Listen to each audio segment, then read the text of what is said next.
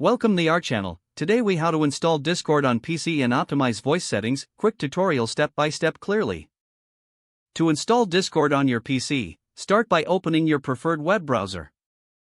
In the search bar, type Discord download and press enter. Click on the official Discord website link. On the website, find and click the download for Windows button.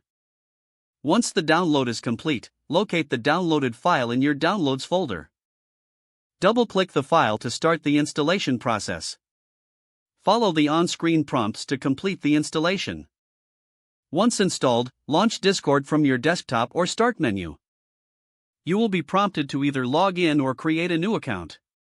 If you need a new account, fill in the required information and verify your email. After logging in, you'll see the main Discord interface. Now, let's optimize your voice settings for the best experience. Click on the gear icon located at the bottom left of the screen. This will open the User Settings menu. In the User Settings menu, find and click on Voice and Video. Under the Input Device section, select your microphone from the drop-down menu. Next, adjust the input volume slider to ensure your voice is clearly heard. Scroll down to the Output Device section and select your speakers or headphones.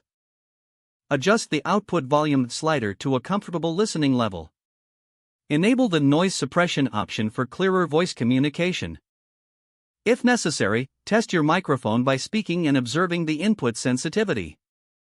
Scroll to the bottom to find the voice processing section. Enable options like echo cancellation and automatic gain control.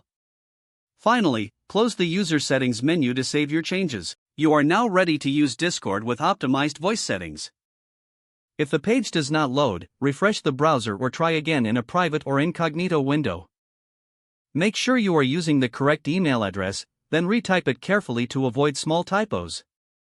If your password is not accepted, use the reset option and create a new strong password you can remember. Check your spam folder for verification or security emails, then complete any requested confirmation steps. Enable two-factor authentication if available to improve account security and reduce unauthorized access risk.